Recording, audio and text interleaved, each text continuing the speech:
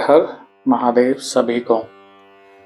आज हम विधेश्वर संहिता अध्याय 14 पढ़ेंगे, जिसमें हम जानेंगे अग्नि यज्ञ, देव यज्ञ और ब्रह्मा यज्ञ आदि का वर्णन, भगवान शिव के द्वारा 7 वारों का निर्माण तथा उनमें देवाराधन से विभिन्न प्रकार के फलों की प्राप्ति का कथन। आइए शुरू करते हैं गणेश वंदना से।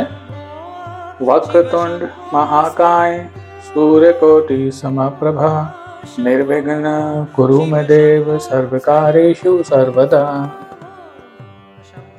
ऋषियों ने कहा, प्रभु अग्नि यज्ञ, देव यज्ञ, ब्रह्म यज्ञ, गुरु पूजा तथा ब्रह्म तृप्ति का हमारे समक्ष क्रमशः वर्णन कीजिए। सूत जी बोले, महर्षियों, गृहस्थ पुरुष अग्नि में सायकाल और प्रातःकाल जो चावल आदि द्रव्य की आहुति देता है उसी को अग्नि यज्ञ कहते हैं। जो ब्रह्मचर्य आश्रम में स्थित हैं उन ब्रह्मचारियों के लिए समिधा का आधान ही अग्नि यज्ञ है। तो ब्रह्मचार्य मतलब कि सेलिबेसी, जो शादी नहीं करते हैं एंड देन शादी के बाद की जो चीज़ें होती हैं वो सब उन चीज़ों में नहीं ना पढ़ के वो ब्रह्मचारी का जीवन जीते हैं। तो उसके लिए बताया हुआ है कि वो जो समिधा का आधान ही अग्नि यज्ञ है। समिधा क्या होती है कि जो हवन में अग्नि को अर्पित की जाने वाली लकड़ी, और आधान इज स्थापना। वह समिधा का ही अग्नि में हवन करें। ब्राह्मणों, ब्रह्मचर्य आश्रम में निवास करने वाले द्विजों का जब तक विवाह न हो जाए और वह उपासनाग्नि की प्रतिष्ठा न कर लें तब तक उनके लिए अग्नि में समिधा की आहुति, व्रत आदि का पालन तथा विशेष यजन आदि ही कर्तव्य है। यही उनके लिए अग्नि यज्ञ है। तो उपासना अग्नि का मतलब ये होता है कि पूजा के लिए अग्नि, जो पूजा के लिए अग्नि यूज होती है उसी को कहते हैं। जो जिन्होंने ब्रह्मा अग्नि को विसर्जित करके अपने आत्मा में ही अग्नि का आरोप कर लिया है, ऐसे वानप्रस्थितियों और सन्यासियों के लिए यही हवन या अग्नि यज्ञ है कि वह विहित समय पर हितकर परिमित और पवित्र अन्न का भोजन कर लें। ब्राह्मणों, सायकाल अग्नि के लिए दी हुई आहुति संपत्ति प्रदान करने वाली होती है, ऐसा जानना चाहिए। और प्रातःकाल सूर्यदेव को दी हुई आहुति आयु की वृद्धि करने वाली होती है। ये बात अच्छी तरह समझ लेनी चाहिए। दिन में अग्निदेव सूर्य में ही प्रविष्ट हो जाते हैं, अतः प्रातःकाल सूर्य को दी हुई आहुति भी अग्नि यज्ञ के ही अंतर्गत है। इस प्रकार यह अग्नि यज्ञ का वर्णन किया गया। इंद्र आदि समस्त देवताओं के उद्देश्य से अग्नि में जो आहुति दी जाती है उसे देव यज्ञ समझना चाहिए। स्थाली पाक आदि यज्ञों को देव यज्ञ ही मानना चाहिए। तो इसमें जो वानप्रस्थी का मतलब है वन प्रस्थान करने वाला, और स्थाली पाक का मतलब एक तरह से धार्मिक अनुष्ठान है जिसमें दूध या फिर जल में चावल या जौ को पकाकर देवताओं या फिर पितरों को अर्पित किया जाता है, तो वो स्थाली पाक आता है। तो स्थाली पाक आदि यज्ञों को देव यज्ञ ही मानना चाहिए। मतलब कि अगर आप देवताओं को जो आप चावल को दूध में पकाकर जो आप अर्पित कर रहे हैं, उस वही यज्ञ जो है वही देव यज्ञ माना जाता है। लौकिक अग्नि में प्रतिष्ठित जो चूड़ाकरण आदि संस्कार निमित्त हवन कर्म है उन्हें भी देव यज्ञ के ही अंतर्गत जानना चाहिए। चूड़ाकरण जो है एक तरह से मुंडन संस्कार है। अब ब्रह्म यज्ञ का वर्णन सुनो। द्विज को चाहिए कि वह देवताओं की तृप्ति के लिए निरंतर ब्रह्म यज्ञ करे। वेदों का जो नित्य अध्ययन या स्वाध्याय होता है उसी को ब्रह्म यज्ञ कहा जाता है। मतलब कि आप जो वेद पढ़ेंगे, जिसका आप अध्ययन करेंगे, उसको समझेंगे, उसी को ब्रह्म यज्ञ कहा जाता है। प्रातः नित्य कर्म के अनंत सायंकाल तक ब्रह्म यज्ञ किया जा सकता है। उसके बाद रात में इसका विधान नहीं है। तो मतलब कि सुबह से लेकर शाम तक, जब तक सूर्य अस्त नहीं हो रहा, तो शाम तक आप जो है ब्रह्म यज्ञ कर सकते हैं, लेकिन रात में नहीं कर सकते। अग्नि के बिना देव यज्ञ कैसे संपन्न होता है, इसे तुम लोग श्रद्धा से और आदर पूर्वक सुनो। सृष्टि के आरंभ में सर्वज्ञ, दयालु और सर्व समर्थ महादेव जी ने समस्त लोगों के उपकार के लिए वारों की कल्पना की। वह भगवान, वारों मतलब कि डेज, भगवान शिव संसार रूपी रोग को दूर करने के लिए वैद्य हैं। मतलब कि भगवान शंकर ही वैद्य हैं, लाइक डॉक्टर हैं। सबके ज्ञाता और तथा समस्त औषधों के भी औषध हैं। औषध मतलब कि मेडिसिन। तो सबके डॉक्टर भी भगवान शंकर ही हैं और मेडिसिन भी भगवान शंकर ही हैं।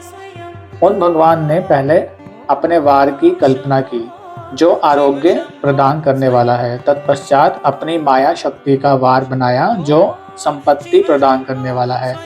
जन्म काल में दुर्गतिग्रस्त बालक की रक्षा के लिए उन्होंने कुमार के वार की कल्पना करी।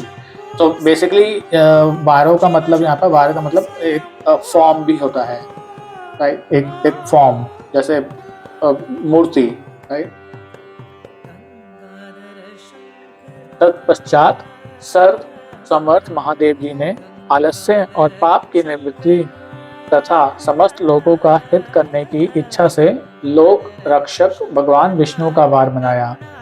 इसके बाद सबके स्वामी भगवान शिव ने पुष्टि और रक्षा के लिए आयुकर्ता त्रिलोक स्रष्टा परमेष्ठी ब्रह्मा का आयुष्कारक वार बनाया, जिससे संपूर्ण जगत के आयुष्य की सिद्धि हो सके।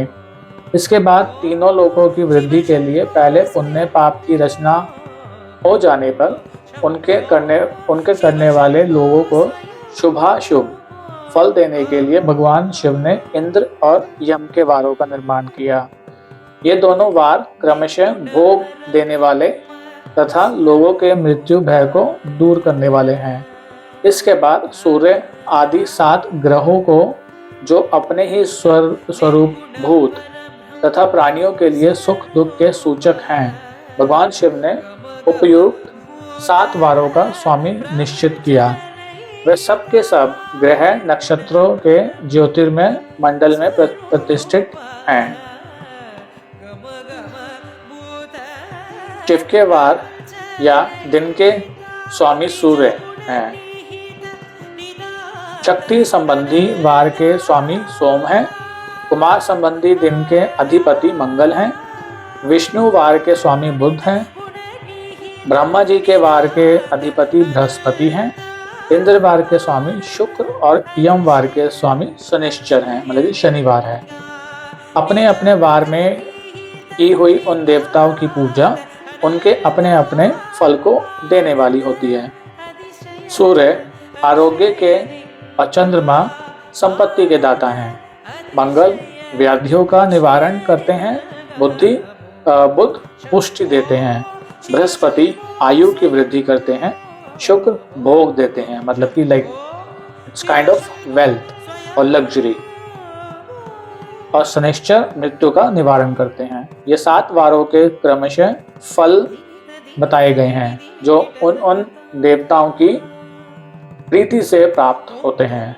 अन्य देवताओं की भी पूजा का फल देने वाले भगवान शिव ही हैं। देवताओं की प्रसन्नता के लिए पूजा की 5 प्रकार की पद्धति बनाई गई। उन देवताओं के मंत्रों का जप ये पहला प्रकार है। उनके लिए होम करना दूसरा है। दान करना तीसरा। तप करना चौथा प्रकार है। किसी वेदी पर, प्रतिमा में, अग्नि में अथवा ब्राह्मण के शरीर में आराध्य देवता की भावना करके 16 उपचारों से उनकी पूजा या आराधना करना 5वां प्रकार है। तो जो 5 प्रकार हैं टोटल, उनमें सबसे पहला जो आता है, आप मंत्र जाप करें। देन दूसरा आता है होम करना, मतलब कि हवन करें। तीसरा होता है दान करना, चैरिटी करें। चौथा होता है तप करना, जैसे तपस्याएं करना। देन उसके बाद मतलब कि ब्राह्मण के शरीर में आराध्य देवता की भावना, या अग्नि में देवता की भावना, या किसी प्रतिमा में आप देवता को देखते हो, तो उस भावना से जो आप 16 उपचार से उनकी पूजा करते हो, जैसे हम मूर्ति पूजन करते हैं, तो वो 16 उपचारों से अगर हम पूजा करते हैं तो वो 5वां प्रकार है। इनमें पूजा के उत्तरोत्तर आधार श्रेष्ठ हैं। पूर्व के अभाव में उत्तरोत्तर आधार का अवलंबन करना चाहिए। अवलंबन मतलब सपोर्ट करना चाहिए। दोनों नेत्रों तथा मस्तक के रोग में और कुष्ठ रोग की शांति के लिए भगवान सूर्य की पूजा करके ब्राह्मणों को भोजन कराएं। तदंतर 1 दिन, 1 मास, 1 वर्ष अथवा 3 वर्ष तक लगातार ऐसा साधन करना चाहिए। इससे यदि प्रबल प्रारब्ध का निर्माण हो जाए तो रोग एवं जरा आदि रोगों का नाश हो जाता है। प्रारब्ध मतलब कि इनिशिएशंस, बेसिकली आपने जैसे कहते हैं कि आपने ये आपके प्रारब्ध का फल है, मतलब कि पूर्व जन्मों का फल है ये आपका, तो प्रारब्ध उस कॉन्टेक्स्ट में बोला गया है। इष्ट देव के नाम मंत्रों का जप आदि साधन वार आदि के अनुसार फल देते हैं। तो अगर आपको पता है कि आपका इष्ट देव कौन है, अगर आप उनके नाम के मंत्रों का ही जप कर लेते हैं तो भी वो काफी फलदायक होता है। रविवार को सूर्य देव के लिए, अन्य देवताओं के लिए तथा ब्राह्मणों के लिए विशिष्ट वस्तु अर्पित करें। तो विशिष्ट मतलब कि एक स्पेसिफिक वस्तु। ये साधन विशिष्ट फल देने वाला होता है तथा इसके द्वारा विशेष रूप से पापों की शांति होती है। सोमवार को विद्वान पुरुष संपत्ति की प्राप्ति के लिए लक्ष्मी आदि की पूजा करें तथा संपत्ति का ब्राह्मणों को घृत पक्व अन्न का भोजन करवाएं। तो घृत पक्व अन्न मतलब कि घी में पका हुआ अन्न। मंगलवार को रोगों की शांति के लिए काली आदि की पूजा करें। सो माँ काली की पूजा करें तथा उड़द, मूंग एवं अरहर की दाल आदि से युक्त अन्न ब्राह्मणों को भोजन कराएं। बुधवार को विद्वान पुरुष दधि युक्त अन्न से भगवान विष्णु का पूजन करें। ऐसा करने से सदा पुत्र, मित्र और कलत्र आदि की पुष्टि होती है। जो दीर्घ आयु होने की इच्छा रखता हो वह गुरुवार को देवताओं की पुष्टि के लिए वस्त्र, यज्ञोपवीत तथा घृत मिश्रित खीर से यजन पूजन करें। भोगों की प्राप्ति के लिए शुक्रवार को एकाग्रचित होकर देवताओं का पूजन करें और ब्राह्मणों की तृप्ति के लिए षड्रस युक्त अन्न दें। इसी प्रकार स्त्रियों की प्रसन्नता के लिए सुंदर वस्त्र आदि का विधान करें। शनैश्चर अपमृत्यु का निवारण करने वाला है। उस दिन बुद्धिमान पुरुष रुद्र आदि की पूजा करें। तिल के होम से, दान से देवताओं को संतुष्ट करके ब्राह्मणों को तिल मिश्रित अन्न भोजन कराएं। जो इस तरह देवताओं की पूजा करेगा वह आरोग्य आदि फल का भागी होगा। देवताओं के नित्य पूजन, विशेष पूजन, स्नान, दान, जप, होम तथा ब्राह्मण तर्पण आदि में एवं रवि आदि वारों में विशेष तिथि और नक्षत्रों का योग प्राप्त होने पर विभिन्न देवताओं के पूजन में सर्वज्ञ जगदीश्वर भगवान शिव ही उन देवताओं के रूप में पूजित हो सब लोगों को आरोग्य आदि फल प्रदान करते हैं। देश, काल, पात्र, द्रव्य, श्रद्धा एवं लोक के अनुसार उनके तारतम्य क्रम का ध्यान रखते हुए महादेव जी की आराधना करने वाले लोगों को आरोग्य आदि फल देते हैं। तो तारतम्य का मतलब होता है लाइक सीक्वेंस। शुभ मतलब कि मांगलिक कर्म के आरंभ में और अशुभ अंत्येष्टि आदि कर्म के अंत में तथा जन्म नक्षत्रों के आने पर गृहस्थ पुरुष अपने घर में आरोग्य आदि की स्मृति के लिए सूर्य आदि ग्रहों का पूजन करें। इससे सिद्ध है कि देवताओं का यजन संपूर्ण अभीष्ट वस्तुओं को देने वाला है। ब्राह्मणों का देव यजन कर्म वैदिक मंत्र के साथ होना चाहिए।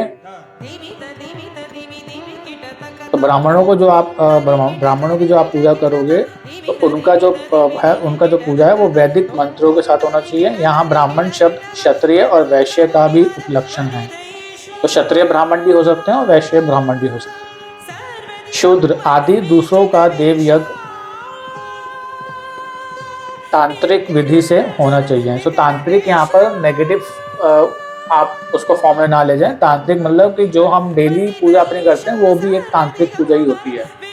वैदिक पूजा हम नॉर्मल कॉमन लोग नहीं कर सकते। वैदिक पूजा हमेशा ब्राह्मण ही करेगा, और ब्राह्मण मतलब कि जिसने एटलीस्ट 1 लाख गायत्री मंत्र का जप किया हो अपनी लाइफ में, वो ही ब्राह्मण जो है वैदिक पूजा कर सकता है।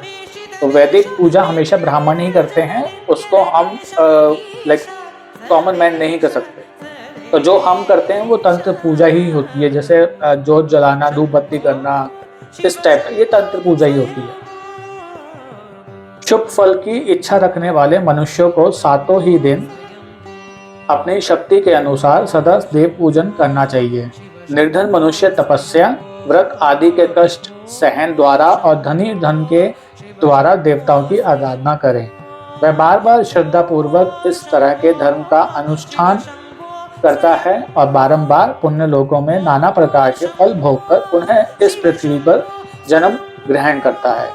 धनवान पुरुष सदा भोग सिद्धि के लिए मार्ग में वृक्षादि लगाकर लोगों के लिए छाया की व्यवस्था करें। जलाशय मतलब कि यानी कि कुआं, बावली या पोखरे बनवाएं। वेद शास्त्रों की प्रतिष्ठा के लिए पाठशाला का निर्माण करें तथा अन्य प्रकार से भी धर्म का संग्रह करता रहे। धनी को ये सब कार्य सदा ही करते रहना चाहिए। समय अनुसार पुण्य कर्मों के परिपाक से अंतःकरण शुद्ध होने पर ज्ञान की सिद्धि होती है। जो इस अध्याय को सुनता, पढ़ता अथवा सुनने की व्यवस्था करता है उसे देव यज्ञ का फल प्राप्त होता है। इसी तरह हमारा अध्याय 14 यहाँ समाप्त होता है विदेश्वर संहिता का, जिसमें हमने ये जाना कि विभिन्न प्रकार के यज्ञ होते हैं, किस तरह यज्ञ को करना चाहिए और कौन से प्रॉब्लम्स के लिए हमें कौन से देवता को किस तरह से उनका पूजा करना चाहिए। अब अगला अध्याय हम अगले दिन पढ़ेंगे, जो कि बताएगा देश, काल, पात्र और दान आदि का विचार। सबको हर हर महादेव, जय शिव शंकर।